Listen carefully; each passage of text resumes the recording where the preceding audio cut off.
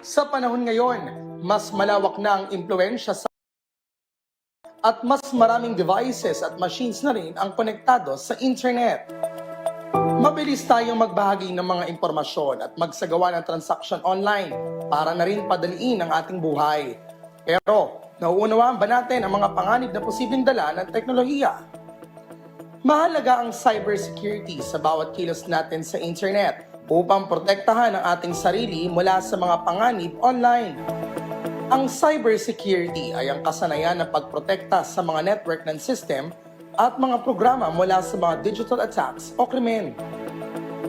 Alamin natin kung ano nga ba ang cybersecurity at paano lutasin ang problema sa cybercrimes. Dito lang sa MIL 101. At kaugnay po niyan, makakapanayan po natin si Assistant Secretary ASEC Marie Rose Magsaysay ng Department of Information and Communications Technology. ASEC, magandang umaga po sa inyo. Diane Querer po ito sa Rise and Shine Pilipinas. ASEC, good morning po. Alright, susubukan po ulit natin balikan si ASEC Mary Rose Magsaysay ng DICT. ASEC, alright, mamaya po natin siya makakapanayam. Good morning po. Hi. Ayan, I think naririnig na po namin kayo. ASEC, magandang umaga po. Magandang umaga po sa inyo lahat. Alright, loud and clear na po kayo, ASEC. Alright, para po sa pagsimula po ng ating panayam, ASEC, ano po ba itong cybersecurity at bakit po ito mahalaga sa panahon ngayon, ASEC? Mahalaga ang secured digital connectivity. Hindi pwedeng basta connectivity lang. Kasi kapag plainly connectivity lang, hindi natin naiisip yung portion na makaka-apekto sa ating buhay. Remember, everything you put in anything that has a chip is, everything that has a chip is a computer. So everything you put in it is forever. So kailangan secured connectivity. Alright, ASEC Mary Rose, ano naman po ba yung mga elements o sections po ng cybersecurity at paano po ito gumagana? Okay. Pagdating kasi sa cybersecurity, dapat alam natin na marami siyang dimension, no? From the time na tayo, which is a participant in putting information in these chips, no? In these computers, is that we have to be secure. Yung ibig sabihin nun, na curate natin yung sasabihin natin na ilalagay natin sa chip na ito, that is forever. So, dapat may data classification. Alam natin ang dapat nating ilagay doon at di dapat natin ilagay doon. On the side na kapag nilagay na natin doon yun, ipoprocess na yon ng mga chips na ito na sometimes these platforms that we are using is all over the world. Kaya cross-border, sabi nila. Hindi lahat ng elemento na nasa isang technology ay dito lang ginawa sa atin sa Pilipinas. Kaya ang impormasyon pupunta sa iba't ibang lugar all over the world. So dapat alam natin kung yung mga platform na ito ay secure. Okay. At kapag nag-travel yung information na nilalagay natin dyan, secure ba yung pinagdadaanan to, yung mga telcos, right?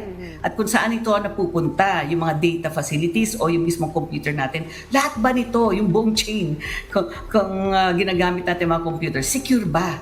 Kaya yun, hindi natin naiisip yun. At kapag hindi secure, lagot tayo. Ayun.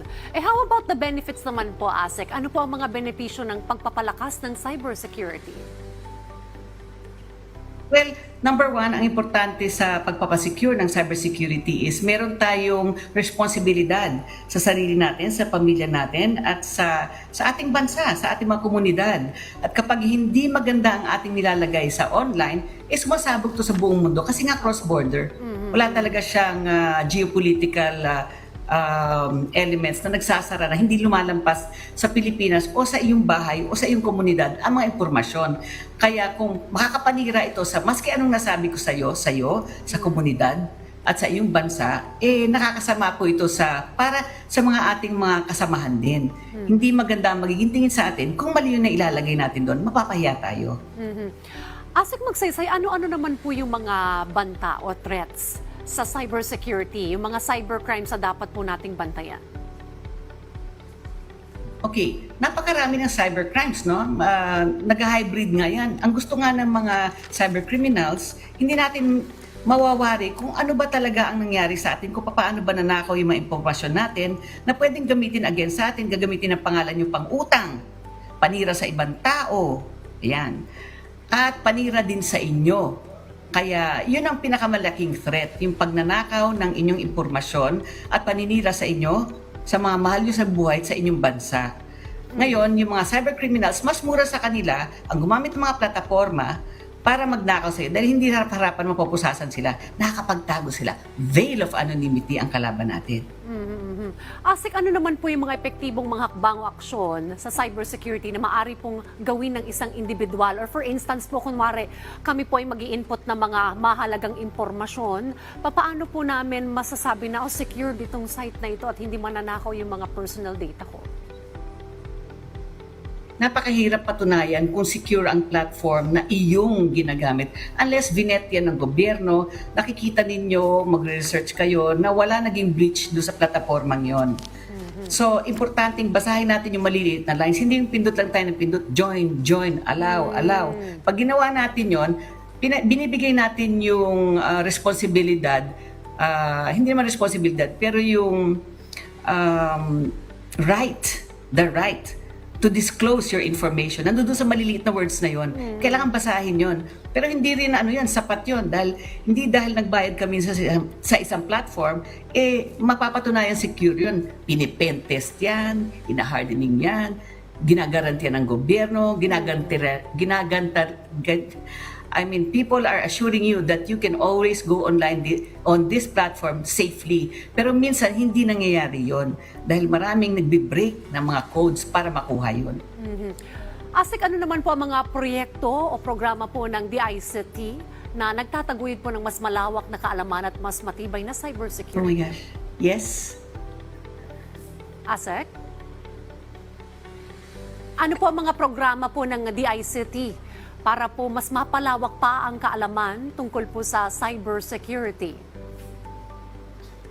Okay, merong bandwagon awareness ang DICT. It's going to be rolling out, no?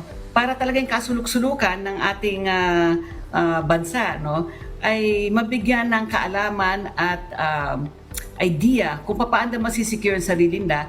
At ang ituturo niyan is Tech for Good, ang CIT. Alright, wala sa ating po mga At isa dito ay ang Acuity Connect, DICT ang gumagawa nun, Capacitate, yung mga gidas, at Confluence, patuloy na pag-uusap sa mga kaduluduluhan ng ating mga gidas at mga barangays para matuto lang gamitin ang teknolohiya para sa mabuting bagay, para sa kanilang kabutihan. Uy, maganda po yan using Tech for Good. Alright, mayroon din po kayong Digital Pinay Project. Tungkol saan po ito? Yung Digital Pinay Project, yan yung social media listening. Yan ay pet project na ng ating Undersecretary Alexander K. Ramos. At napaka-importante nito pagkat ang first part ng pag-imbestiga at pag-analyze ng data at datos, yung alam natin kung paano kilatisin at hanapin ang tamang impormasyon para ikabubuti ng ating sarili at ng ating mga negosyo. At ang mga kababaihan ang magbe-benefit ito, lalo itong mabuting alam ng buong Pilipinas pagkat ito po ang ilo-launch ng ating mahal na Undersecretary, itong International Women's Day. Hindi naman pwedeng international lang, right? So dapat talaga i-capacitate natin ang sarili natin, ang Pilipina. Kaya yan ang kanyang pet project para maturuan natin lahat ng basic. Importante magsimula from the start, di ba? Well, maraming salamat po sa mga impormasyong ibinahagi po ninyo sa amin, Assistant Secretary Mary Rose Magsaysay ng DICT. Salamat po, ma'am. Thank you.